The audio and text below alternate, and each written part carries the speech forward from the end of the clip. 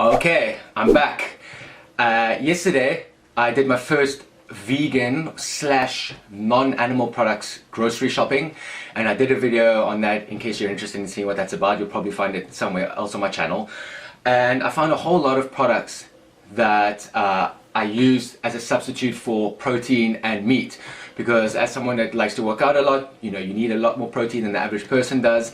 And so I did my best to replace animal products with alternatives. Now, obviously, I also sometimes supplement with whey protein powder, and a lot of that protein powder comes from eggs or dairy sources. So you have to kind of, if you're going to go the vegan lifestyle, you have to switch that up, and you have to find alternatives to protein that don't contain sort of animal products.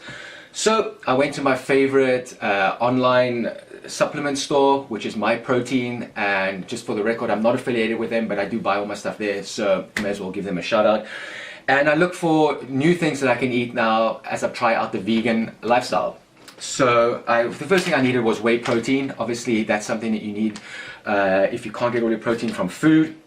And I found two interesting ones. Well, actually there were three online, or four different ones, but the two that I've tried out so far is the first one is a Pea Protein Isolate, right? And so this is obviously, pure plant-based, and per 100 grams, this has 75 grams of protein per 100 grams, which is a lot, and 3 grams of fat, 3 grams of carbs, and 2 grams of fat, which is nothing.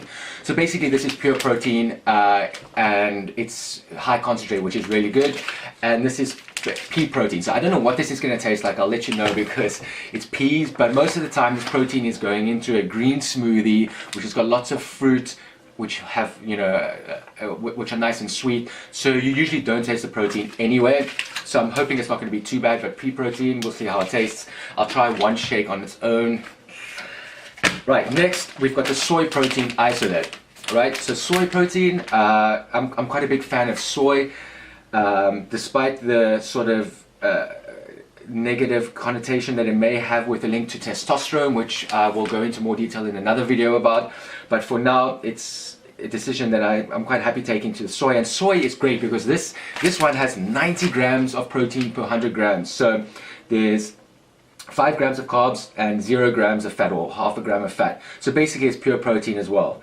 So, and this one I imagine won't be as minging tasting as the pea protein is, because soy usually has a bit more of a neutral and pleasant taste to it. So I'll give this one a bash as well. I'll let you know how it goes. Both of these are completely vegan. There's no animal products or traces of it whatsoever, so that should make it good for supplementing what protein,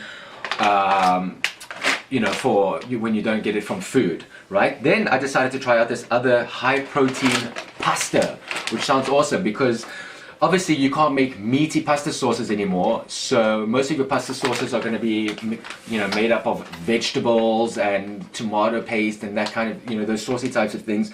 So there's not much protein in that. But I found this high protein pasta, and this clocks in with 50 grams of protein per 100 grams. All right, and the carbs in this is 30 grams, which means there's way more protein in this than there are carbs, and that means it's perfect if you want to have a pasta dish, because you can get all your protein requirements from the pasta itself, and you don't need any meat then, and so you can now have nice sort of pasta dishes without the meat and not worry about not making your protein requirements. Now, disclaimer, I only found this out because when I ordered it, the first ingredient they showed me online was where did I see this? Yeah, when I ordered this online, they said the main ingredient was Pea Protein Isolate, which is 55%. But what they didn't show, which I see now when the package arrived, is that there's also durum wheat, which is fine, but fresh eggs, 13%.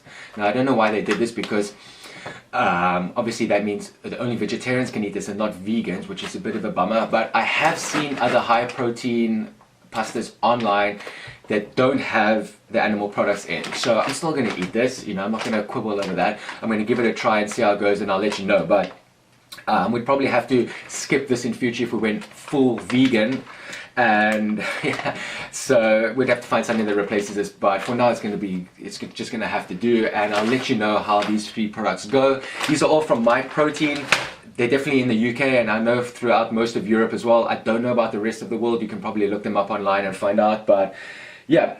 And if you guys have any cool substitutes for protein that fit in with a vegan lifestyle, please leave a comment or a message in the description, or in the comment section below, so that I can try that out as well, because I want to try out everything that I can and give feedback on all the alternatives that we have to animal products and protein, protein animal products. So yeah, thanks for watching, and I will see you in the next video.